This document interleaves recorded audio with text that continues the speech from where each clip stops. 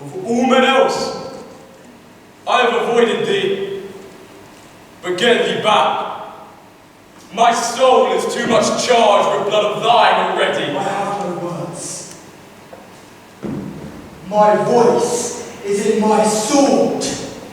Thou bloodier villain, than terms can give thee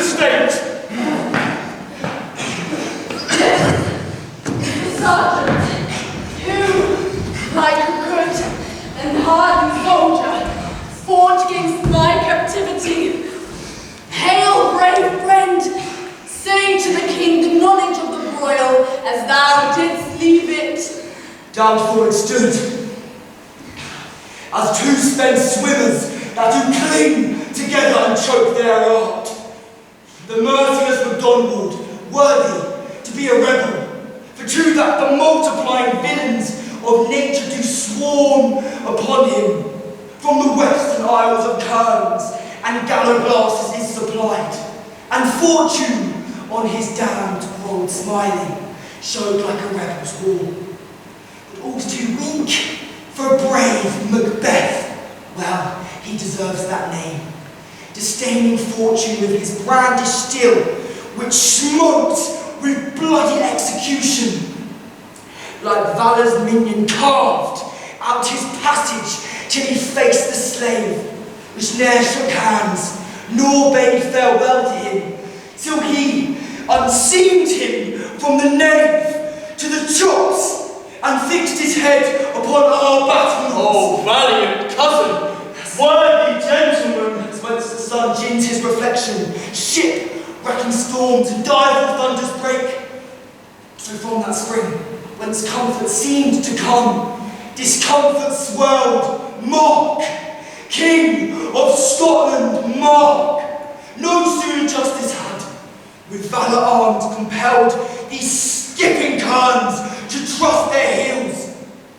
But the Norwegian lord, surveying vantage, with furbished arms and new supplies of men, began a fresh assault. Dismayed not this our captains, Macbeth and Banquo? Yes, as sparrow eagles, or the hare the lion. If I say sooth, I must report. They were as cannons, overcharged with double-cracked juggling redoubled strokes upon the foe. But I am faint, my gashes cry for help. So well, thy words become thee as thy wounds. They smack upon us both. Go! Get him, surgeons! Who comes here? The worthy thing of Ross. God save the king. Whence camest thou, worthy thing? Fight, great king, when the Norwegian banners flapped the sky and found our people cold. Norway himself, with terrible numbers, assisted by that most disloyal traitor, the Thane of Cawdor, began a dismal conflict, till that Bellona's bridegroom, lapped in proof, confronted him with self-comparisons, point against point, rebellious arm against arm, curbing his lavish spirit, and, to conclude, the victory fell on us. Great happiness! So foul and fair a day I have not seen. No more that Thane of Cawdor shall deceive our bosom's interest. Go pronounce his present death, and with his former title, greet Macbeth. I'll see it done. How far is called to Forest? What he hath lost, noble Macbeth hath won.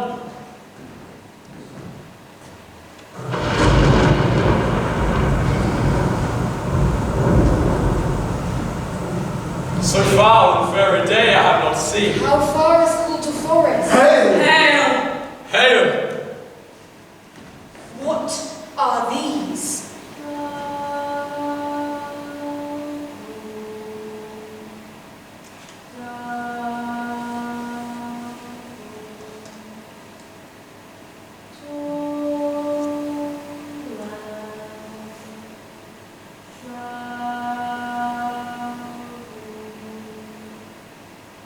So foul and fair a day I have not seen. How far is called to Forest? All hail Macbeth, hail to thee, Thane of Glamis. All hail Macbeth, hail to thee, Thane of Cawdor. All hail Macbeth. That shalt be king hereafter. Good sir, why do you start and seem to fear things that do sound so fair? In the name of truth, are ye fantastical? Are ye fantastical? My noble partner you greet with present grace and great prediction of noble having and of royal hope. To me you speak not. If you can look into the seeds of time and say which grains will grow and which will not, speak then to me, who neither beg nor fear your favours nor your hate. Lesser than Macbeth, but greater. Not so happy yet, much happier. Thou shalt get kings, though thou be none. So all hail Macbeth and Banquo. That word Macbeth, all hail. By Sinel's death! I know I have Thane of Glamis, but how of Cawdor? The Thane of Cawdor lives, a prosperous gentleman, and to be king stands not within the prospect of belief, no more than to be Cawdor. Whither? Are they vanished? Your children shall be kings. You shall be king. And Thane of Cawdor too. Went it not so? To the self-same tune and word. Who's there? The king hath happily received, Macbeth, the news of thy success, and when he reads thy personal venture in the rebel's fight, his wonders and his praises do contend which should be thine or his. I am sent to give thee from our royal master thanks, only to herald thee into his sight, not to pay thee, and for an earnest of a greater honour he bade me from him call thee Thane of Cawdor, in which edition hail, most worthy Thane, for it is thine. What? Can the devil speak The true? Thane of Cawdor lives. Why do you dress me with borrowed Who robes? was the Thane as yet, but under heavy judgment bears that life which he deserves to lose. Glamis and Thane of Cawdor, the greatest is behind. Thanks for your pains. Do not hope your children shall be kings, when those that gave the Thane of Cawdor to me promised no less to them. That trusted hope might yet enkindle you unto the crown. Besides, Thane of Cawdor, but 'tis strange, and oftentimes to win us to our harms, the instruments of darkness tell us truths, honest trifles, to betray us, in deepest consequence. Cousin, a word, I pray. Two truths are told, as happy prologues to the swelling act of the imperial theme.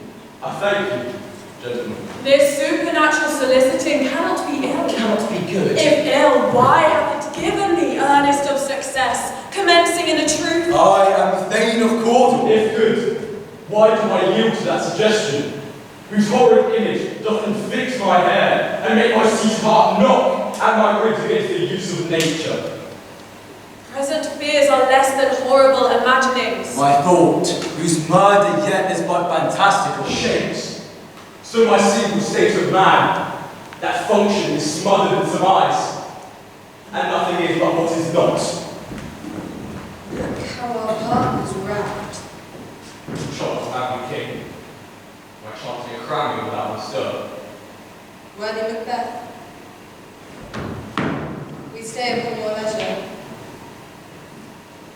Give me your favour. My dull brain was wrought with things forgotten. Let us toward the king. Think upon what hath chanced, and let us speak our free hearts each to other. Very gladly. Till then, enough. Come, friends. Is execution done on Cawdor? Are not those in commissions yet returned? They have not come back, but I have spoke with one who saw him die and did report that very frankly he confessed his treasons, implored your highness pardon, and set forth of deep repentance. Nothing in his life became him like believing it. He died as one that had been studied in his death, to throw away the dearest thing he owed as 'twere a careless trifle. There's no art to find the mind of construction in the face. He was a gentleman on whom I built an absolute trust. Oh, worthiest cousin! The sin of my ingratitude even from now was heavy on me. Thou art so far before the swiftest wing of recompense is slow to overtake thee. The proportion of thanks and payment is but mine. All I have left to say, more is thy due than more than all I can pay. The service and loyalty I owe in doing it pays itself. Your highness's part is to receive our duties, and our duties are to your throne and state, children and servants, which do but what they should, by doing everything save toward your love and honour. Welcome hither. I have begun to plant thee, and I will labour to make thee full of growth. Noble Banquo, that hath no less deserved, nor must not be known, no less to have done so, let me enfold thee and hold thee to my heart. There, if I grow, the harvest is your own. My plenteous joys, wanton in fullness, seek to hide themselves in drops of sorrow. Sons, kinsmen, thanes, and places are the nearest. No, we will establish our estate upon our eldest, Malcolm, whom we name hereafter the Prince of Cumberland.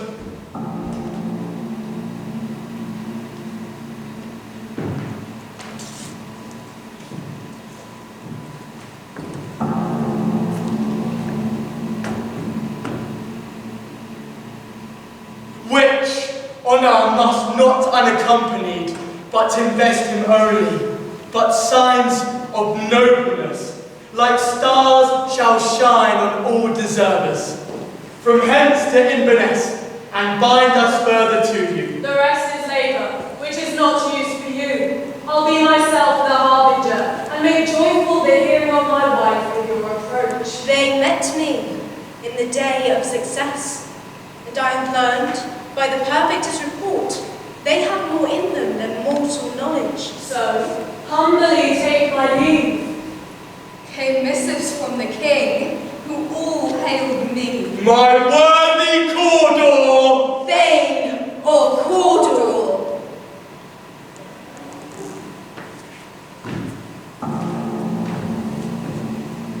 Prince of Cumberland. Well, that's the step on which I must fall down. Or else o'erleap, for in my way it lies. Stars, hide your fires. Let not light see my black and deep desires. Hail, King, that shalt be. The eye wink at the hand, Yes, let that be. which the eye fears. When it is done, to see. Noble Banquo, he is full so valiant, and his commendations I am fed. It is a banquet to me. Let's after him, whose care is gone to bid us welcome. It is a peerless kinsman. This had I thought good to deliver thee, my dearest partner of greatness. That thou mightest not lose the dues of rejoicing by being ignorant of what greatness is promised thee. Lay it to thy heart and farewell. God's thou art, and Cawdor, and shalt be what thou art promised. Yet do I fear thy nature. It is too full of the milk of human kindness. To catch the nearest way, thou wouldst be great, art not without ambition. But without the illness should attend it. What thou wouldst highly, that wouldst thou holily. Wouldst not play false, and yet wouldst wrongly win. Thou dost have great glance, that which cries, thus thou must do it, thou have it. And that which rather thou dost fear to do, than wishest should be undone. Hie thee hither. Hie Thee hither, that I may pour my spirits in thine ear, and chastise with the valour of my tongue all that impedes thee from the golden round, which fate and metaphysical aid doth seem to have thee crowned withal. What is your tidings? The king comes here tonight. Thou art mad to say it. Is not thy master with him? Who, whatso would have been born from preparation? Give him tender. He brings great news. The raven himself is close. The croaks the fatal entrance of Duncan. Under my battlements. Come, you spirits that tend on mortal thought, And set me here, and fill me from the crown to the toe, top full of direst cruelty. make thick my blood. Stop up the access and passage to remorse that no compunctuous visitings of nature Shake my fell purpose, nor keep peace between the effect and it. come to my woman's breasts and take my milk for gall. You murdering ministers! Wherever, in your sightless substances, you wait on nature's mischief. Come, thick night, And pull thee in the dunnest smoke of hell. and my keen knife see not the wound it makes, nor heaven peep through the blanket of the dark to cry out. Halt! Great glance. Worthy Cawdor, greater than both by the all hail hereafter. Thy letters have transported me beyond this ignorant present, and I feel now the future in the instant. My dearest love, Duncan comes here tonight. And then goes hence. Tomorrow, as he purposes. Oh, never shall sun that morrow see Your face, my face my fame. This is a book where men may read strange matters to beguile the time. Look like the time. They're welcome in your eye, your hand, your tongue. Look like the innocent flower. But be the serpent under it. He that's coming must be provided for, and you shall put this night's great business into my dispatch, which shall to all our nights and days to come give solely sovereign sway and masterdom. We will speak further. Only look up clear. To alter favour ever is to fear. Leave all the rest to me. This castle hath a pleasant seat. The air nimbly and sweetly recommends itself unto our gentle senses. This guest of summer, the temple-haunting marksman does approve by his love mastery. Where he most breeds and haunts, I have observed, the air is delicate. See, our honoured hostess. The love that follows us sometimes is our trouble, which still we thank is love. All our service in every point twice done, and then done double, were poor and single business to contend against those honours, deep and broad, wherewith your majesty loads our house. For those of old and the late dignities heaped up to them, we rest your permits. Where's the Thane of Cawdor? We caused him at the hills and had a purpose to be his purveyor, but he rides well, and his great love, sharp as his spur, hath holed him to his home before us. Fair and noble hostess, we are your guests tonight. Your servants ever have theirs themselves, and what is theirs in common, to make their audit at your highness's pleasure, still to return your own. Give me your hand. Conduct me to mine host. We love him highly, and shall continue our graces towards him. By your leave, hostess.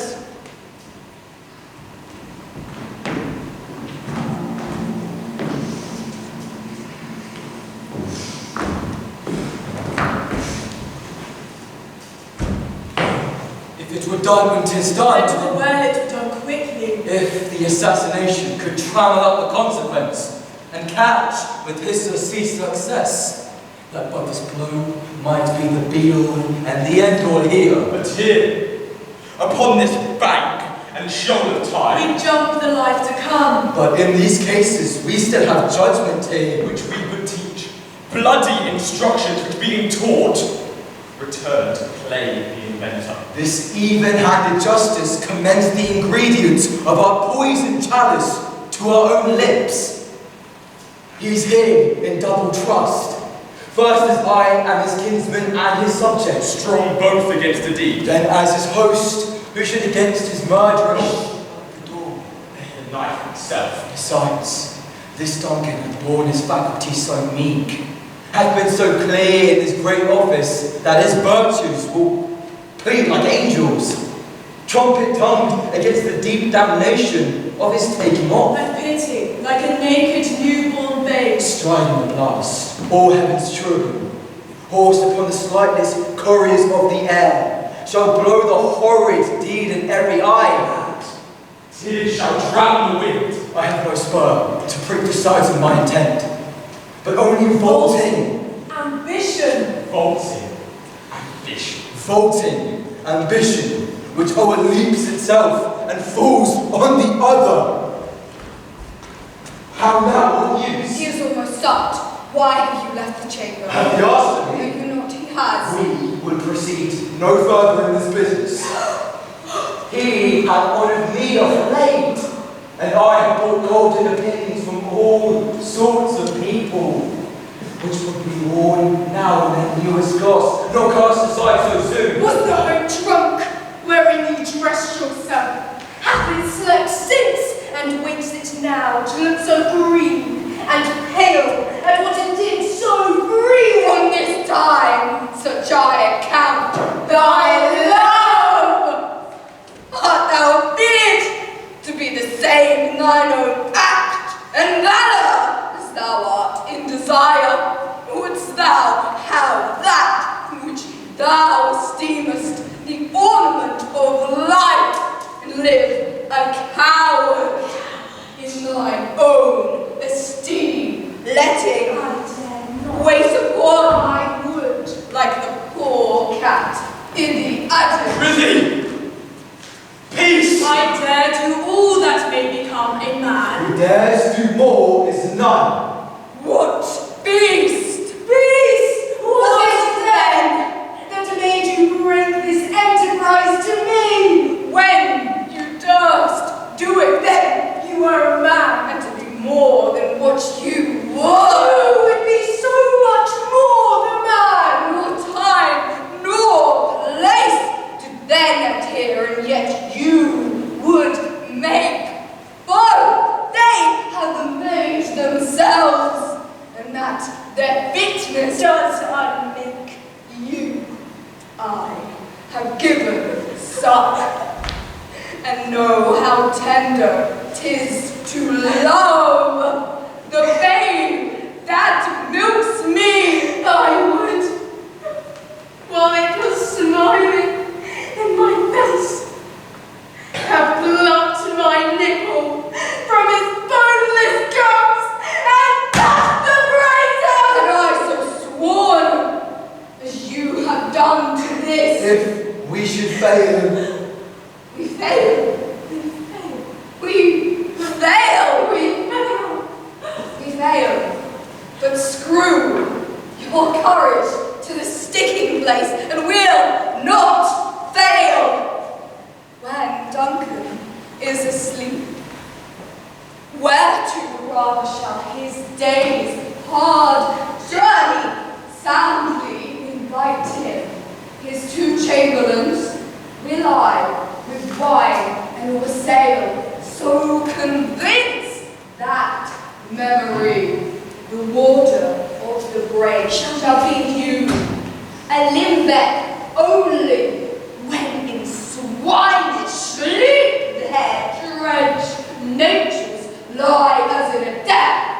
What cannot you and I perform upon the unguarded Duncan?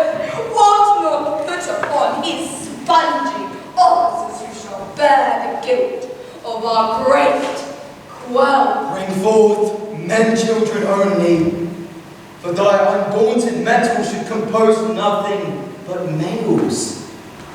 Will it not be received when we have marked those sleepy two of his own chamber, and used their very daggers that they have done Who it? dares receive it upper, as we shall make our griefs and clamour upon his death? Enough. I am settled and bent up each corporal agent to this terrible feat. Obey and mock the time with the fairest show. False face must hide what the false heart doth know.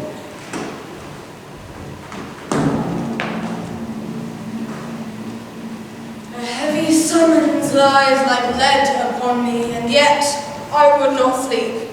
Merciful powers restrain in me the cursed thoughts that nature gives way to and oppose. Who's here? A friend. What, sir? Not yet at rest. The king's abed.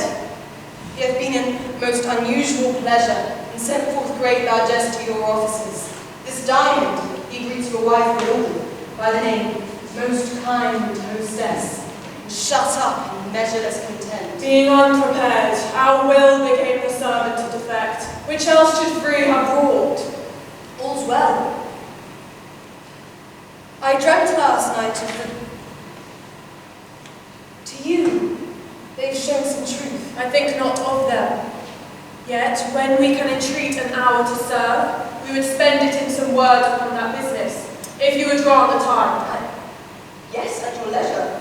Good repose the while. Thanks, sir. The likes to you. Go bid thy mistress. When my duke is ready, she strike upon the bell. Get thee to bed.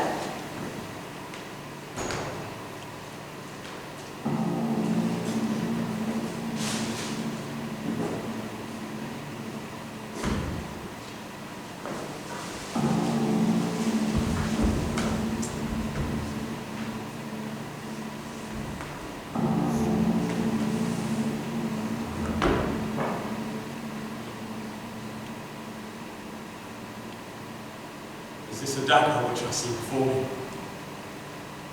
The handle toward my hand. Come, let me clutch thee. I have thee not. And yet I see thee still. Art thou not fatal vision, sensible to feeling as to sight, or art thou but A dagger of the mind. False creation, proceeding from the heat-oppressed brain.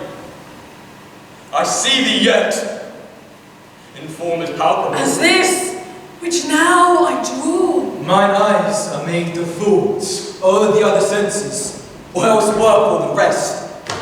I see thee still,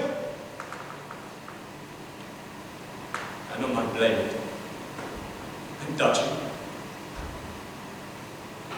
gouts of blood. 'Twas not so before.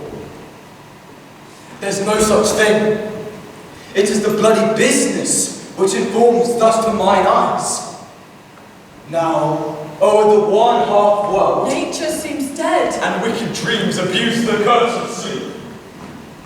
Witchcraft celebrates pale Hecate's offerings, and withered murder, alarum by his sentinel, the wolf, whose howls his watch. Thus, with his stealthy pace, and Tarquin's ravishing strides towards his design, moves like a ghost. thou sure and firm set earth, hear not my steps, which way they walk, for fear thy very stones prate of my whereabout, and take the present horrors from the time which now suits with it. Whilst I fret, he lives. Worse the heat of deed too cold breath gives.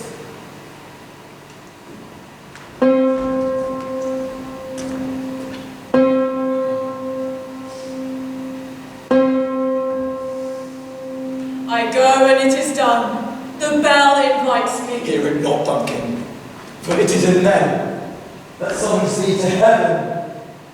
Or to hell.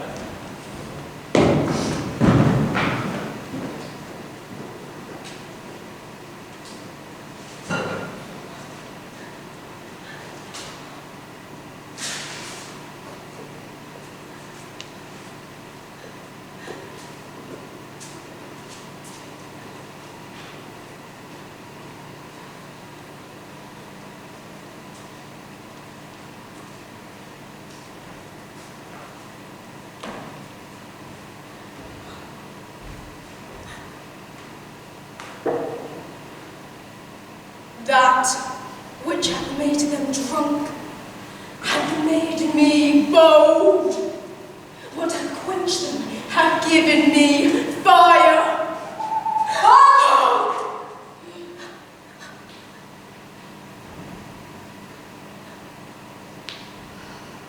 Peace. It was the owl that shrieked, the fatal bellman which gives the sternest good night. He is about it. I have drugged their closets. The doors are open, and the surfeited grooms do mock their charge with snores. But death and nature do contend about them, whether they live or die. Who's there? What's on? I'm afraid. I'm afraid.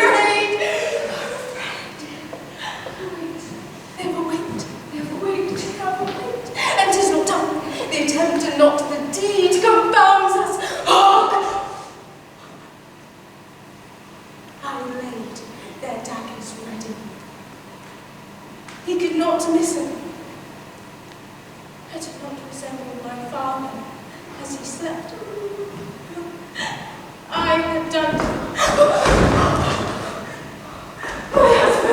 done the deed. Is thou not hear a noise? I heard the owls scream and the crickets crying. Do not you speak? When? Now! It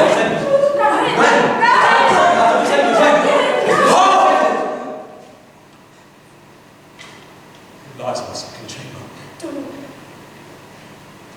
This is a sorry sight. A foolish thought to say a sorry sight. There's one who laughs and one cries. Murder! As they did wake each other. I stood and heard them, but they did say their prayers and address them again to sleep. There were too much together. One cried, God bless our son. and Amen! amen, yeah. As they had seen these hangman hands. Listen in their fear. I could not say amen when they did say, God bless us. Consider it not so deeply. But wherefore? Wherefore can I not pronounce amen? I had most of your blessing. And amen. Stop! In my throat! These deeds must not be brought out these ways, so it will make us mad. I thought I heard a voice cry. Sleep no more. To all the house. Glance. Murders. The innocents. Sleep that means not wonderful sleep we can. Death of each day's life, sore labour's bar. Bar of hurt lives. Great nature's second course, chief nourisher in life's feast. What do you mean? Still cried. Will sleep no more. To all the house. Glance have murdered sleep. And therefore, Macbeth shall sleep no more. Cawdor shall sleep no more. Who was it that thus cried? Why, again you do not bend your noble strength to think so brain sickly of things? Go, get some water, and wash this filthy witness from your hands.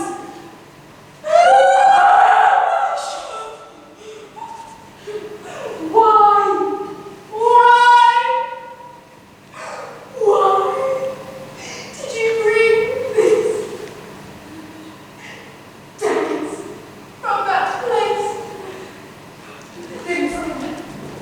Go, carry them and smear the sleepy grooms with blood. I'll go no more. I am afraid to think what I have done.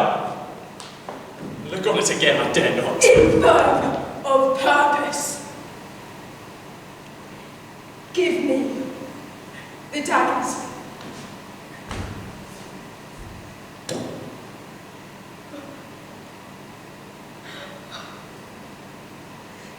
The sleeping and the dead are but as pictures. 'Tis the eye of childhood that fears a painted devil. If you do bleed, I'll fill the faces of the grooms with all. For it must seem their guilt. Whence is that looking? Whence is that looking? Where's the looking? How is it with me, when every noise appalls me?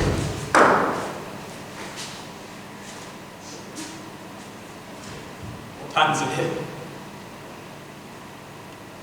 They pluck out mine eyes. Will all great Neptune's ocean wash this blood clean from my hand? No. No. No, this my hand is rather the multitudinous seas incarnate, making the green one red.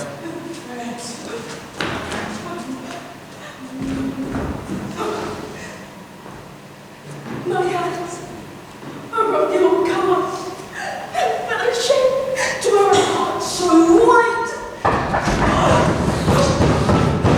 I am looking at the south entry. Retire we to our chamber, and let your water cleanses up the steed. Oh, how easy it is! Your constancy and let you unattended. You're looking. Get on your nightgown, lest it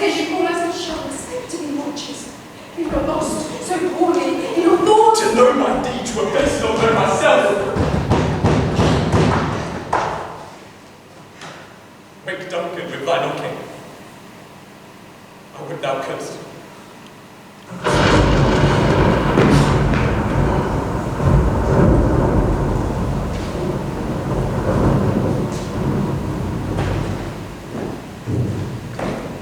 Good morrow, noble sir.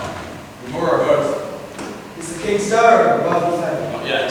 He is hard to call timely of him. I've almost slipped the hour. Bring me to him. I know this is a joyful trouble to you, but yet 'tis one. The lady will be delighted with visit's pain. This is the door. I'll make so bold to call, but 'tis my limited service. Goes the king hence today? He does. He did appoint so. The night has been unruly. Where we lay, our chimneys were blown down, and, as they say, lamentings heard in the air. Strange screams of death and prophesying.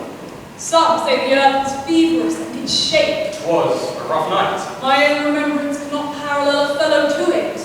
Oh, horror!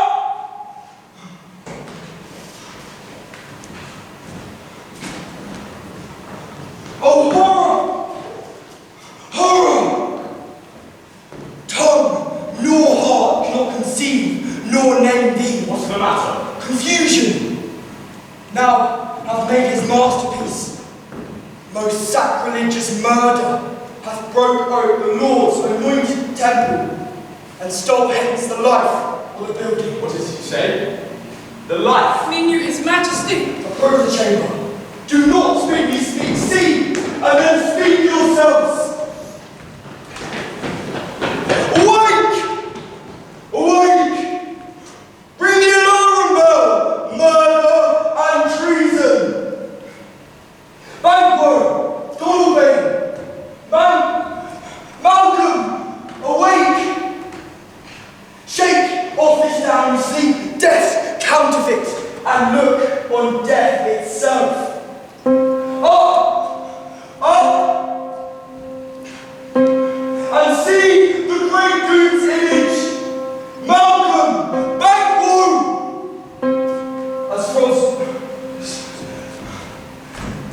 As from your graves rise up and walk like sprites to denounce this horror!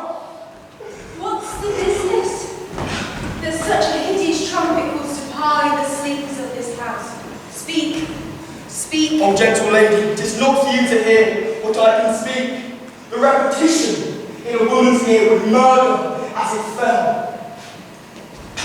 Banquo! Banquo! Our royal father was murdered. Woe! Alas! What? In our house? Too cool anywhere. Dear Duff, I pray thee contradict thyself and say it is not so. Had I but died, an hour before this chance, I have lived a blessed life. For from this time, there's nothing serious in mortality. All is but toys when I embrace the dead. The wine of life is drawn, and the mere lease is left in the spot to brag of. What is amiss? You are, and do not know it. The spring, the head, the fountain of your blood is stopped. The very source of it is stopped. Your royal father's murdered. Oh. By whom? Those of his chamber, as it seemed, had done it. Their hands and faces were all badged with blood. So were their daggers, which unwiped, we found upon their pillows. They stared and distracted. No man's life was to be trusted with them. Oh, yet I do repent me of my fury that I did kill them. Wherefore did you so? Who can be wise, amazed, temperate and furious, loyal and neutral in a moment? No man. The expedition of my violent love outrun the pause of reason. Here lay Duncan, his silver skin laced with his golden blood, and his gashed stabs looked like a breach in nature for ruin's wasteful entrance. They're the murderers, steeped in the colours of their trade. Their daggers unmannerly preached with gore. Who could refrain that had a heart to love? And in that love, courage to make love's known. Help me! Hector! Look to the lady. What should be spoken here, where our fate, hid in an auger hole, may rush and seize us? Let's not consort with them. To show an unfelt sorrow is an office which the false man does easy.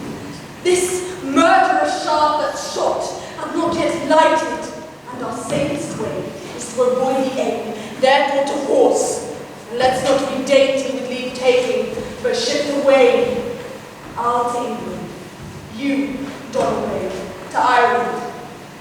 Our separated fortune shall keep us both the safer. Where we are, there's daggers in men's smiles, the near in blood, the near from pity. Look to the lady, and when we have our naked frailties hid, that suffer in exposure, let us meet, to question this most bloody piece of work and no further. Fears and scruples shake us. In the great hand of God I stand, and thence, against the underworld pretense, I fight of treasonous malice. So do I. So all, let's briefly put on mannerly readiness and meet in the hall together. Well contented.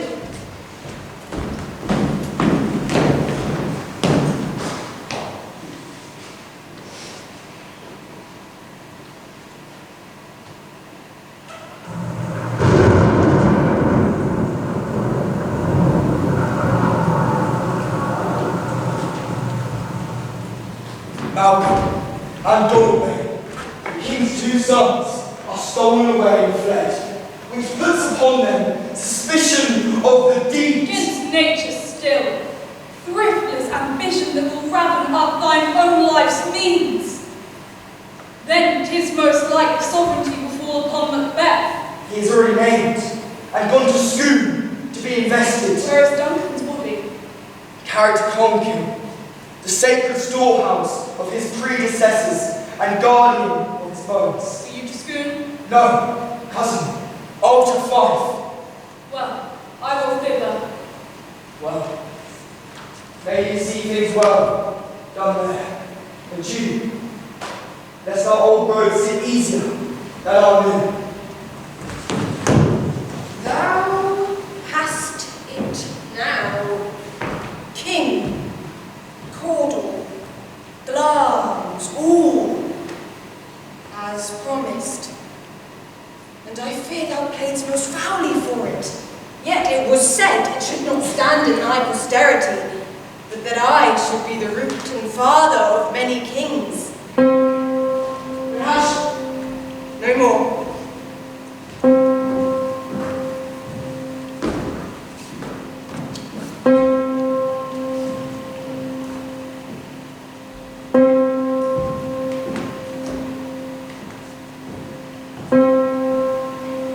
Here's our chief guest. If he had been forgotten, it had been a gap in our great feast, no thing unbecoming. Tonight, we hold a solemn supper ceremony, and I will request your presence. Let your highness command upon me, to the which my duties are the most indissoluble tie, forever knit. Ride you this afternoon. Aye, my lord. It's far you ride. As far, my good lord, as will fill up the time twixt this and the supper. Fail not our feast. My lord, I will not. We hear our bloody cousins are bestowed in England and in Ireland, not confessing their cruel parricide, filling their hearers with strange invention. But of that tomorrow, when therewithal we shall have cause of state, craving us jointly. Are you to horse? Adieu. Do you return at night? Goes Florence with you? Aye, my lord. Our time is upon us. I wish your horses swift and sure of foot, and so I do commend you to their backs. Farewell. Let every man be master of his time till 7 at night, to make society the sweeter welcome. We will keep ourselves in summertime alone. While then, God be with you,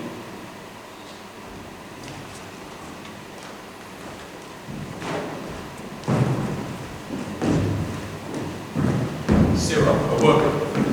Attend those men our pleasure. Bring them before us. To be thus is nothing, but to be safely thus. Our fears in Banquo stick deep, and in his royalty of nature reigns that which would be feared. And to that dauntless temper of his mind, he hath a wisdom that doth guide his valour to act in safety. There is none but he, whose being I do fear. Upon my head they placed a fruitless crown, and put a barren sceptre in my right. Thence to be wrenched with an unloyal hand, no son of mine succeeded. If be so, for Banquo's issue have I filed my mind. For them, the gracious Duncan, have I murdered. Put rancours in the vessel of my peace, only for them. And mine eternal jewel, given to the common enemy of man, to make them kings. The seed of Banquo, kings! Rather than so, come, fate, into the list, and champion me to the utterance. Who's there? Now go to the door and stay there till we call. Was it not yesterday we spoke together? It was so, please, your highness. Well then, now have you considered on my speeches? I am one, my liege, whom the vile claws and buffets of the world have so incensed I am reckless what I do to spite the world. And I another, so weary with disasters, touched with fortune, that I would set my life on any chance to mend it or be rid of it. But as you know, Banquo was your enemy. True, my lord. So is he mine? And in such bloody distance that every minute of his being thrusts against my nearest of life shall, my lord, perform what you command Your us. spirit shine through. Within this hour and words, I'll advise you Where to plant yourselves, acquaint you with the perfect spire of the a time. moment on it, for it must be done. Tonight! And something from the palace. Always thought that I require clearness, and wisdom to leave no rust nor botches in the work. Cleonce, his son, But keeps him company. Whose absence is no less material to me than is his father's. Must embrace the fate of that dark hour. Resolve yourselves apart.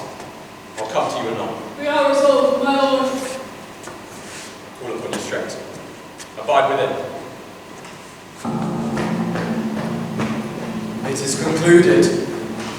Banquo, thy soul's flight, if it find heaven. Must find it out tonight. Is Banquo gone from court? Returns again tonight. Naught's had, all spent. Where our desire is got without contempt. 'Tis safer to be that which we destroy than by destruction dwell in doubtful joy. How now, my lord? Why do you keep alone? Of sorriest fancies your companions making, using those thoughts which should have indeed died with them, they think on. Things without all remedy should be without regard. What's done is done. We have scorched the snake, not killed it. She'll close and be herself, whilst our poor malice remains in danger of her former tooth. But let the frame of things disjoint. Both the worlds suffer. Ere we will eat our meal in fear, and sleep in the affliction of these terrible dreams that shake us nightly. Better be the dead, who, to gain our peace, have sent it to peace. On the torture of the mind to lie in restless ecstasy. Duncan is in his grave. After life's fitful fever, he sleeps well. Treason has done his worst. Nor steel, nor poison, malice, domestic, foreign, there be nothing. Can touch him further. Come on! Gently, my lord. Sleep only your rugged looks. Be bright and jovial among your guests tonight. So shall I love, and so pray be you. Let your remembrance abide the banquet. Presenting eminence. Both with eye and tongue. Unsafe the while that we, enslave our honours to these flattering streams and make our faces visits to our hearts, disguising what they are. You must leave this. Oh! Full of scorpions is my mind, dear wife. Thou knowest that. Banquo and his playoffs lives. But in their nature's is not returned. There's comfort yet. They are assailable. Then be thou. Jocund ere the bat hath flown his cloistered flight, there shall be done. Deed of dreadful note. What's to be done? Listen to the knowledge, dearest Chuck.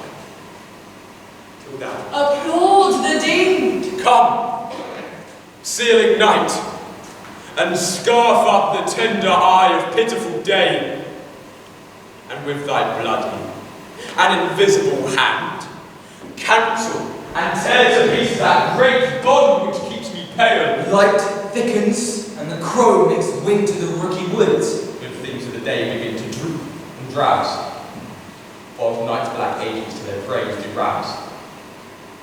Thou marvellest at my words, but hold thee still. Things bad begun make strong themselves by ill. So prison, go with me.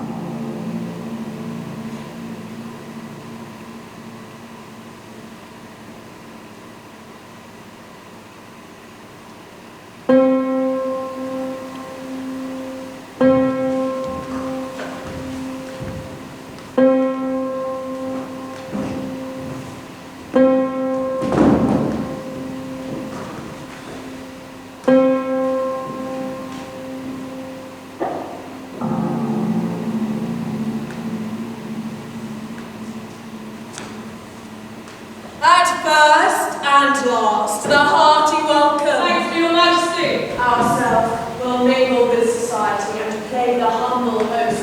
Our hostess keeps her state, but in best time we will require a welcome. Pronounce it for me, sir.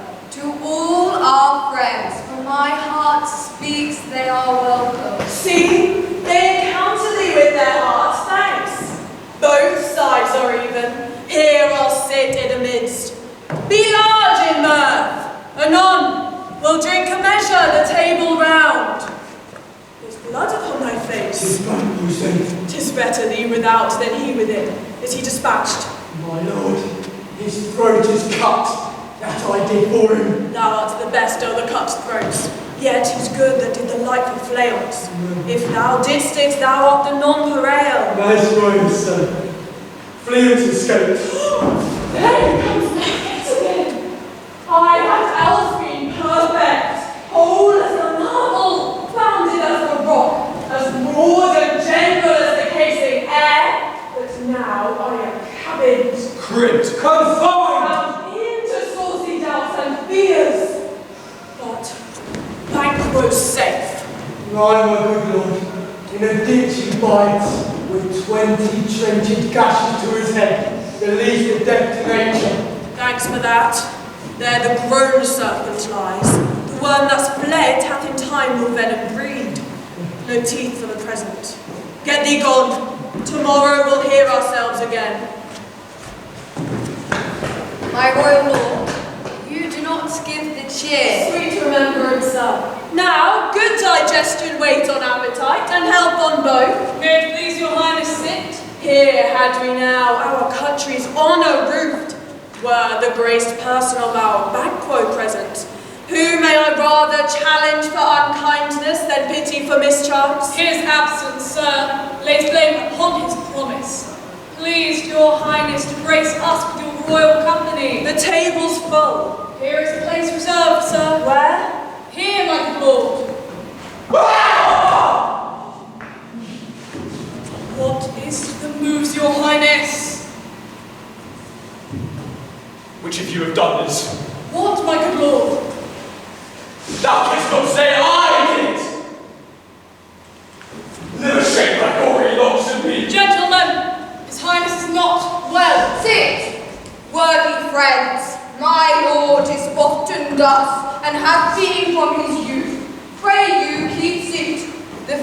momentary. Upon a thought, he will again be well.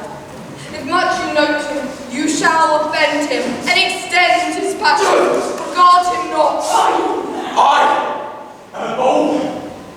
That death upon that which might have pulled the devil. Oh, proper stuff. This is the very painting of your beard. This is the air-drawn dagger which you said led you to Duncan. Oh, these flaws and starts, impostors to true fear. Well become a woman's story at a winter's fire, authorized by her granddad. Shame itself!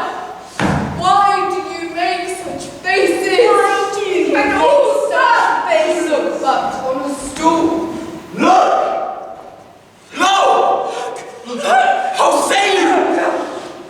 Why, what care I, if thou canst not speak to? If charnel houses and our graves crescendos that we bury back, our monuments shall be the moors of kites. What? Quite a mad and folly. Oh! If I stand here, I saw him. Fie, for shame! Blood hath been shedding now. In the olden time, ere humane statute purged the gentle widow. I am sent to murders, have been performed, too terrible for the ear. The time has been that when the brains were out, the man would die, and there an end. But now they rise again, with 20 mortal murders on their crowns that push us from our stalls. This is more strange than such a murder is. My royal lord, you do not, your noble friends, do lack you. I do forget. Do not muse at me, my most worthy friends. I have a strange infirmity which is nothing to those who know me. Come, love and health to all. Then I'll sit down. Give me some wine, fill full. I drink to the general joy of the whole table, and to our dear friend Banquo, whom we miss would he were here. To all and him we thirst, and all to all. Our duties and the pledge. Oh! Awards! Acquit my sight! Let the earth find me! My bones are marrows. My blood is cold! Thou hast no speculation in those eyes which thou dost glare with! Think of this, good peers, but as a thing of custom, 'tis no other, only it spoils the pleasure of the time. What's that dare? I dare! Take any shape but that, and my firm nerves shall never tremble or be alive again! And dare me to the desert of thy sword! Heavens! Horrible shadow! Unreal mockery, hands!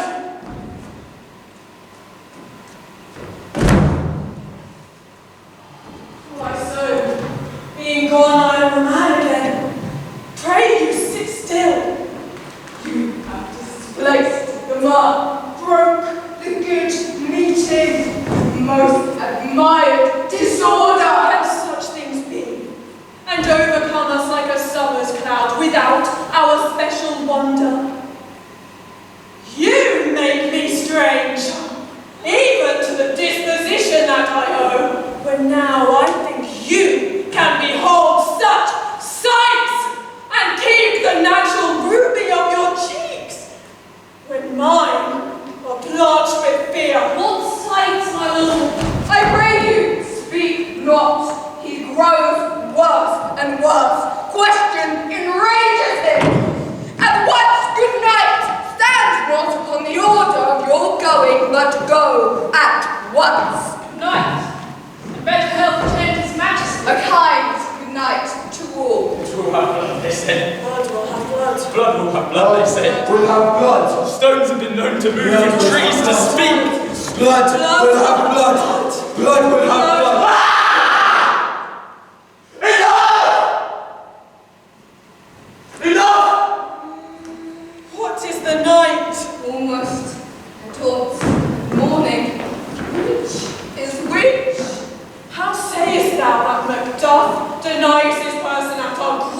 bidding did you send to him? Sir, I hear it by the way, but I will send.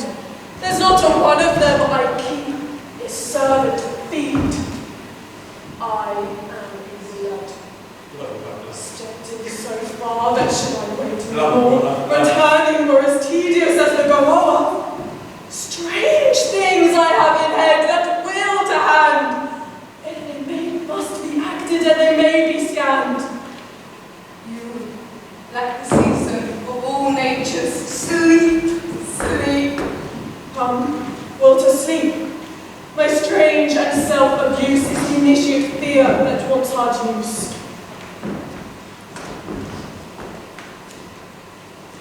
We are yet young, indeed.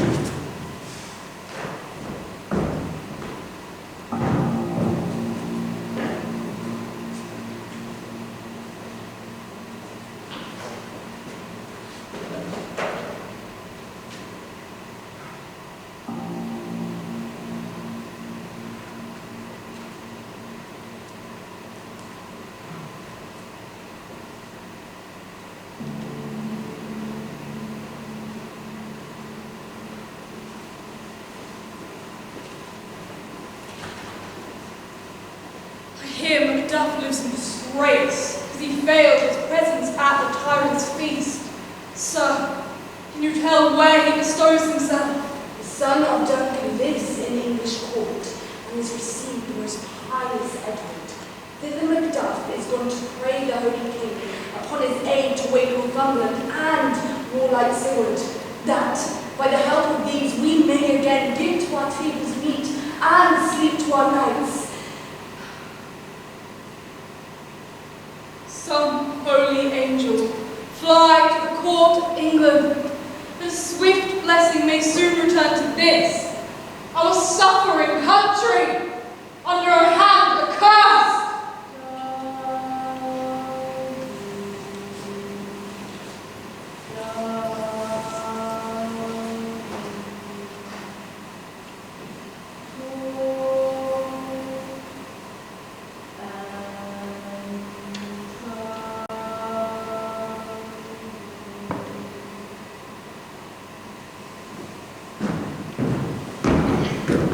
Speak! Speak! Speak! Speak! Speak! Speak! Speak! Demand! Will answer. Demand. Tell us. He knows thy thought.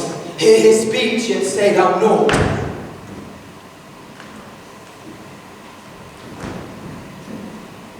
Macbeth. Macbeth. Macbeth.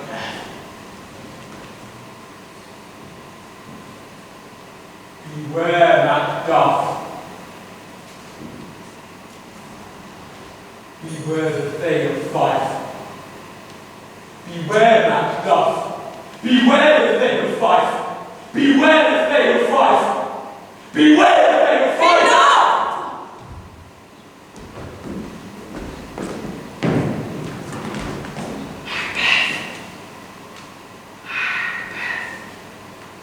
Macbeth, be bloody, bold and resolute.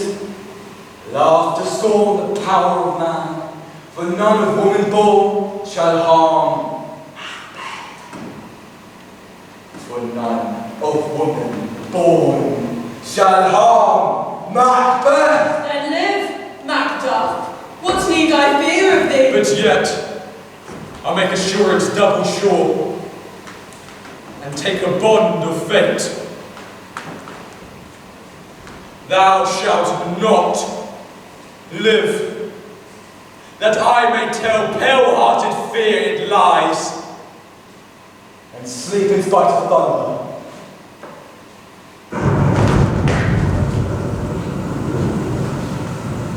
What is this that rises like the issue of a king, and wears upon his baby brow the round and top of sovereignty? Listen! Be lion-mettled, proud and take no care, who chafes, who frets, or where conspirers are. Macbeth shall never vanquish thee, until great Vernon Wood to high Dunsinane Hill shall come again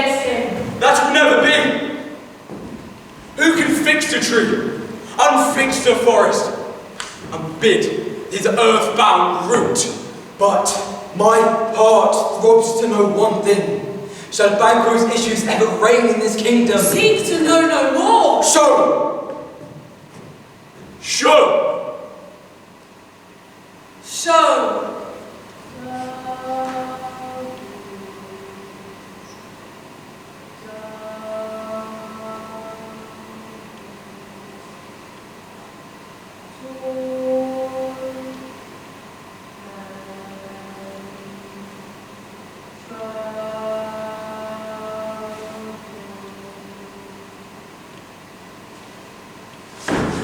Thou art too like the spirit of Banquo.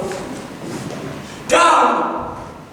Thy crown does sear mine eyeballs, and thy hair. Thou other gold-bound brow is like the first, a third is like the former. A fool! Start, eyes! What will the line stretch out to the crack of doom? Another yet. A seventh I'll see no more. And yet the eighth appears. Bear to glass which shows me many more. And some I say, that twofold bulls and treble sceptres carry. Horrible sight! Now I see 'tis true. For the blood-vaulted Banquo smiles upon me. And points at them for his. What? Is this so? Come in, without there. What's your grace's will? I did hear the galloping of a horse. Who was it came by? 'Tis 2 or 3, my lord. To bring you word that Macduff is fled to England. Fled to England! Aye, my lord.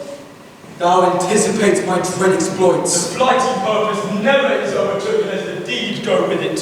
From this moment, The very firstlings of my heart shall be the firstlings of my hand. And even now, to crown thy thoughts with acts, be it thought and done. The castle of Macduff I will surprise, seize upon Fife, give to the edge over the sword, his wife, his babes, and all unfortunate souls that trace him in his line. No boasting like a fool. This deed I'll do before this purpose call. But no more sights. Where are these gentlemen? Come, bring me where they are. Let us seek out some desolate shade, and there we must have bosoms empty. Let us rather hold fast the mortal sword, and like good men, strive our downfall and birthdom. Each new morn, new widow's hour, new orphan's cry, new sorrows strike heaven on the face, as it resounds with bell of Scotland, and yelled out like syllable of the law. What I believe I'll wail, and what no believe. What I can redress, as I shall find the time to friend I will. What you have spoke, and may be so, perchance. This tyrant whose sole name blisters our tongues was once thought honest. You have loved him well. He hath not touched you yet. I am young, but something you may deserve of him through me, to offer up a weak, poor, innocent lamb to appease an angry god. I am not treacherous. But Macbeth is. A good and virtuous nature may recoil in an imperial charge. But I shall pray your pardon. That which you are, my thoughts cannot transpose. Angels of bright skill, though the brightest fell, though all things foul would wear the brows of grace, yet grace must still look so. I've lost my hopes. Perchance even there were I to find my tower. Oh, Scotland! Scotland! Why in that warness left you wife and child? Those precious motives, those strong knots of love without leave taking. I pray you, let not my jealousies be your dishonours, but mine own safeties. You may be rightly just, whatever I shall think. Bleed! Bleed, poor country! Great tyranny! Lay thy bases sure, for goodness, dare not check thee! Wear thou thy wrongs! The title is feared. Fare thee well, Lord. I would not be the villain that thou thinkest of the whole space that's in the tyrant's grasp and the rich east to boot. Be not offended. I speak not in absolute fear of you. I I think this country sinks beneath the yoke.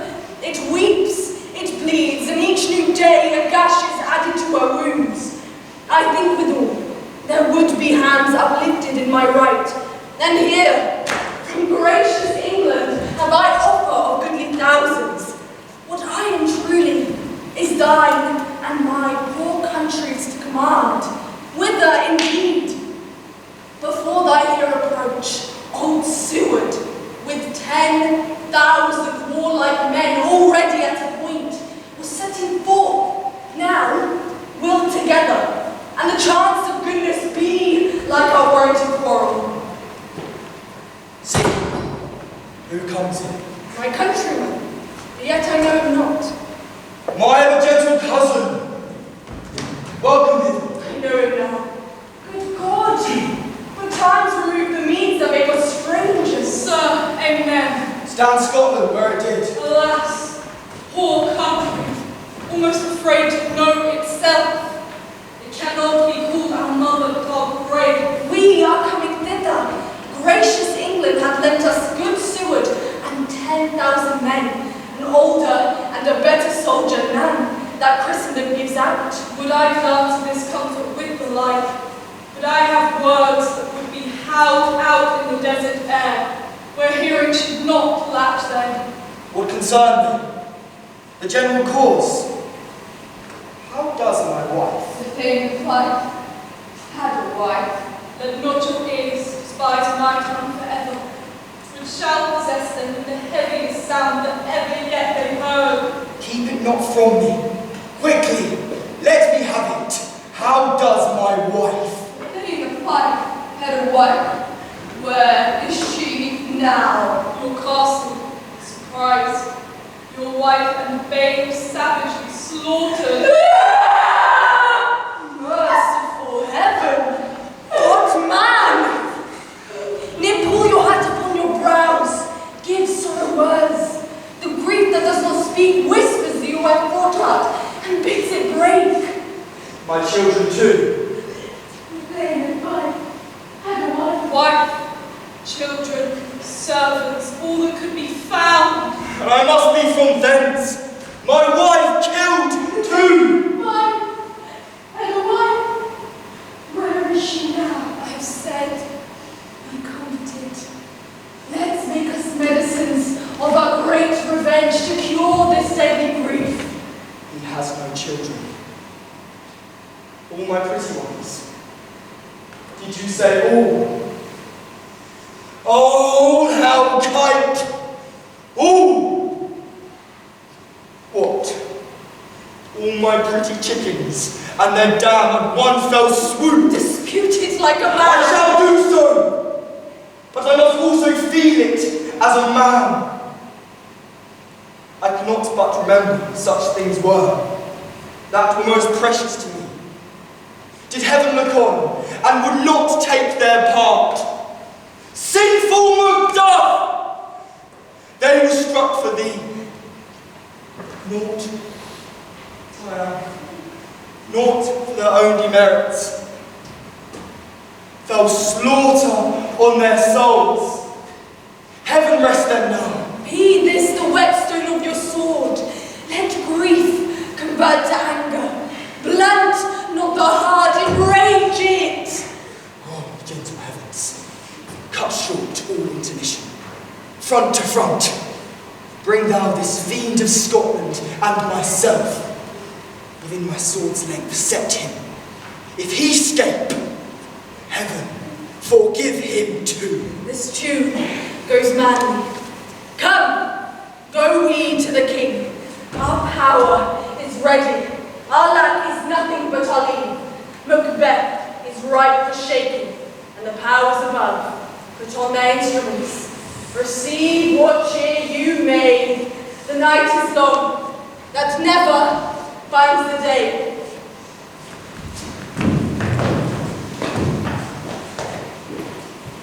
Yet, here's a spot. Out, damned spot. Out! I say. 1, 2. Why then, 'tis time to do it. hell is murky. Fine, my lord, fine. A soldier and a beard. What's need we fear, who knows it, when none can call our power to account? Yet, who would have thought the old man to have so much blood in him? The vein of fire. How do I? Where is she now? What? Will these hands ne'er be clean? No more of that, my lord! No more! No more of that! No more of that! You are all with this starting. No more of that. No more of that. 'Tis the smell of blood still. Oh, the perfumes of Arabia could not sweeten this little hand. Oh!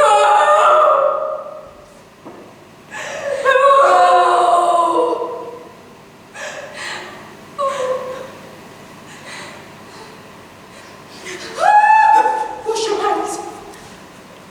Wash your hands. Wash your hands. Wash your hands. There's a knocking. There's a knocking. There's a knocking at the gate. Get on your nightgown. Look not so pale. I tell you, yet again, Banquo is buried. Banquo is buried. He cannot come out on his grave. Come. Come. Come. To bed. To bed. To bed. I tell you yet again, Banquo is buried.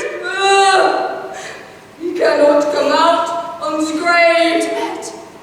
To bed. Give me your hand. Come. To bed. Come. Your hand. Come. Come. What's done cannot be undone. To bed. To bed. To bed. To bed.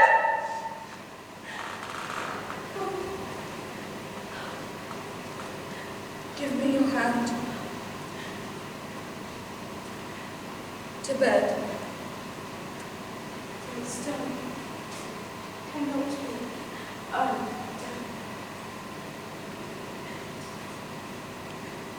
To bed.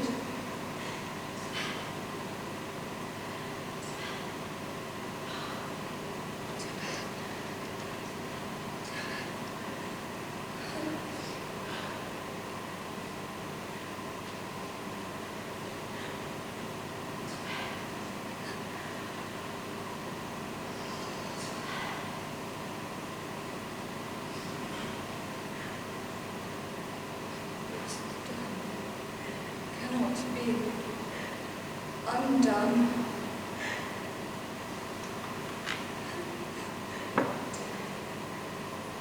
To bed. To bed.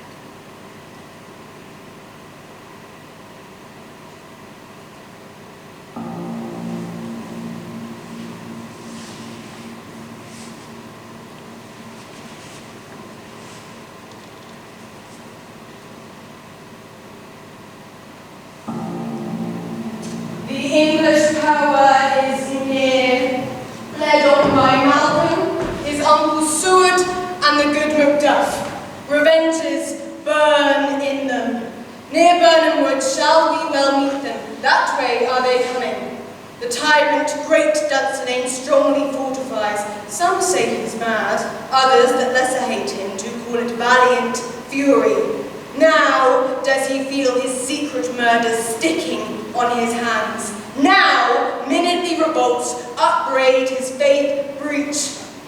Those he commands move only in command, nothing in love.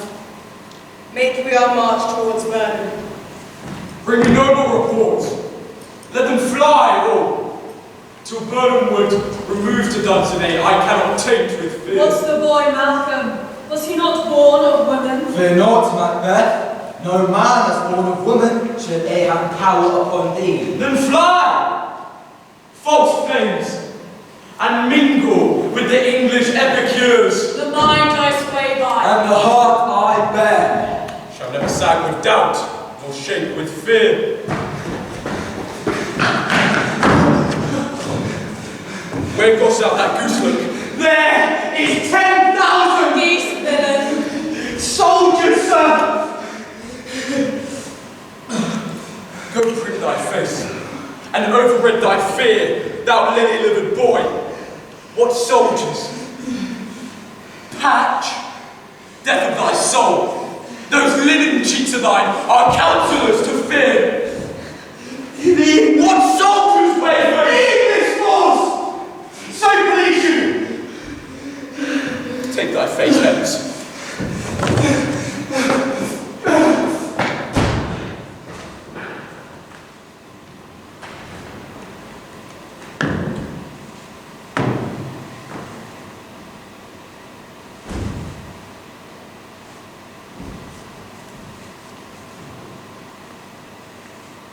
I have lived long enough. My way of life has fallen into the sea. The yellow leaf and that which should accompany old age. and honour, love, Obedience. troops of friends I must not look to have.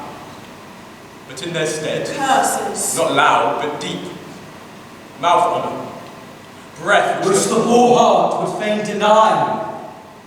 and dare not. What news more? I'll fight till from my bones my flesh be hacked. Send out more horses. Skirm the country round. Hang those that talk of fear. How does your patient, doctor? Canst thou not minister to a mind diseased? Pluck from the memory a rooted sorrow. Raise out the written troubles of the brain, and with some sweet, oblivious antidote, And the stuffed bosom of that perilous stuff which weighs upon the heart. For a visit to the dogs are none of it. Give me my staff. Send out! Doctor, the things fly from me. If thou couldst, doctor, cast the water of my land. find her disease, and purge it to a sound and pristine health. And I shall applaud to the very echo that shall applaud again. What rhubarb, senna, or what purgative drug would scour these English heads?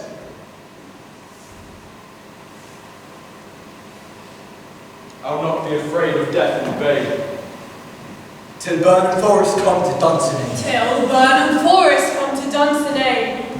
Cousins, I hope the day is near at hand that Chambers will be safe. We doubt it nothing. What wood is this before us? The wood of Burnham, let every soldier hew him down a bough and bear it before him.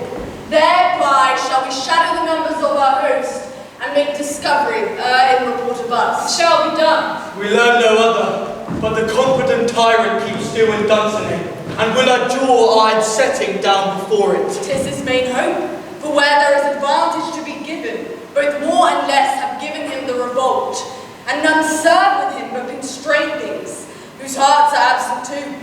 Let our just censures attend the true event, and put we on industrious soldiership. The time approaches. Advance the war. Hang out our banners on the outward walls. The cry is still. They come. Our castle will laugh as siege to scorn. Here, let them lie till famine and the ague eats them up. What is that noise? I've almost forgot the taste of fears. My senses would have cooled to hear a night shriek, and my fellow pair would have dismal, traitors rouse and stir as life were int. I have supped full with horrors. Dying familiar to my slaughterous thoughts cannot once start me.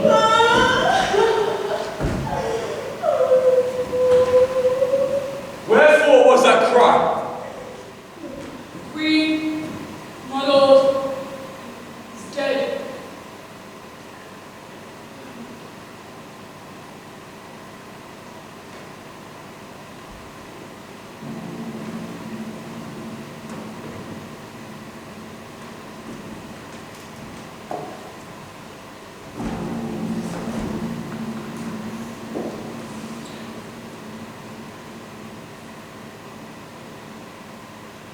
should have died hereafter.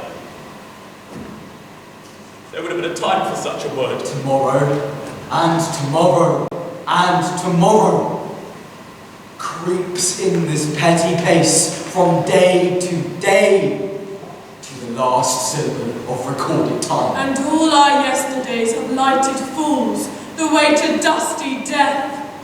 Hours. Hours. Brief candle. Life's but a walking shadow. A poor player that struts and frets his hour upon the stage, and then is heard no more. It is a tale told by an idiot. Full of sound and fury. Signifying nothing. Now here's use thy tongue. Thy story quickly. Gracious my lord, I should report that which I say I saw, but know not how to do it.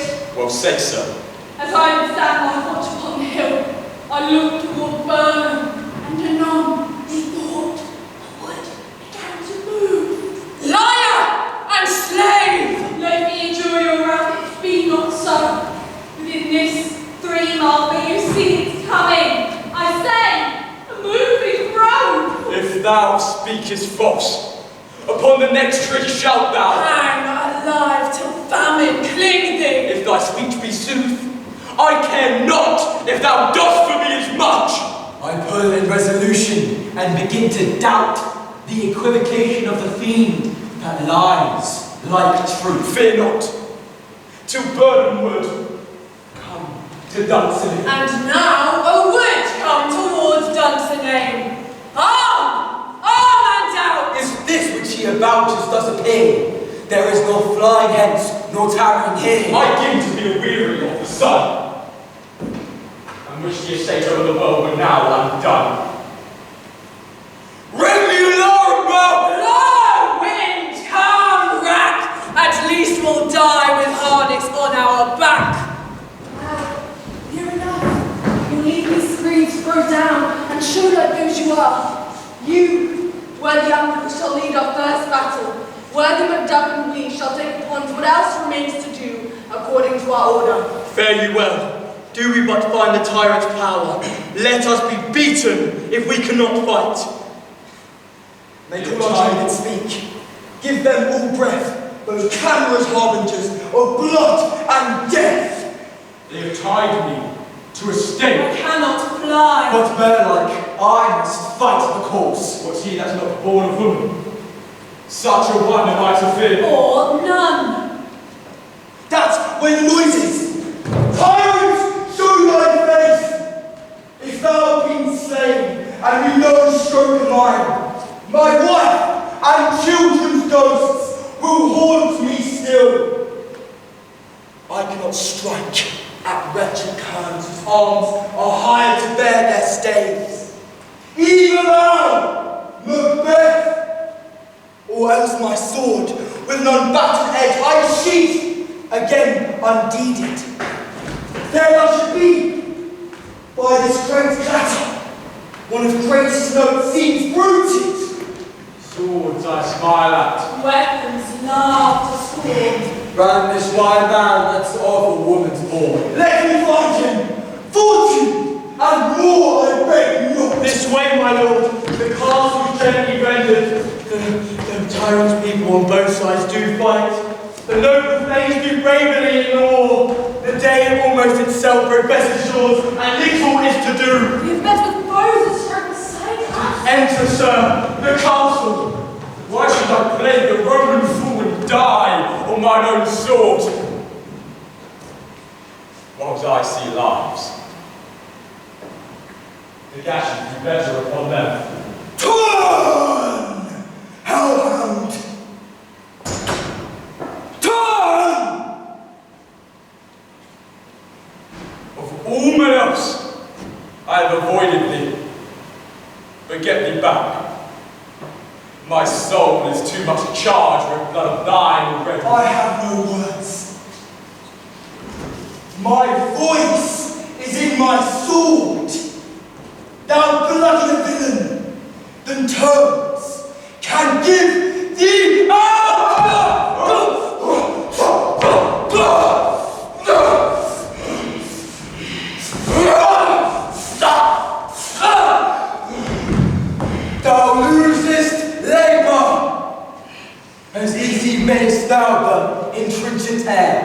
thy keen sword impress as make me bleed. Let fall thy blade on vulnerable crests. I bear a charmed life. Spare thy charm, and let the angel whom thou still have served tell thee Macduff was from his mother's womb. Untie you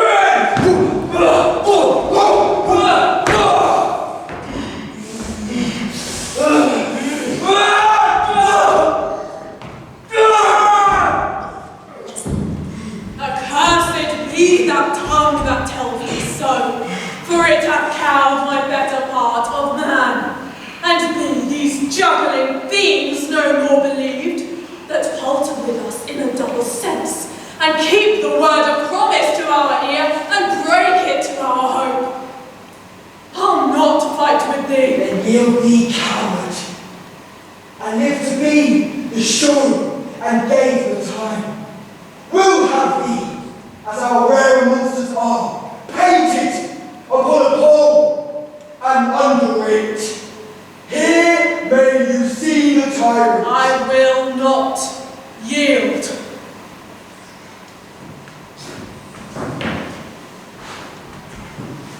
To kiss the ground before young Malcolm's feet, and to be baited with the rubble's curse. Though Vernon would be come to Dunsinane, and thou opposed being of no woman born, yet I will try the last. Before my body I throw my warlike shield. Lay on, Macduff, and damned be him that first cries, "Hold it now!"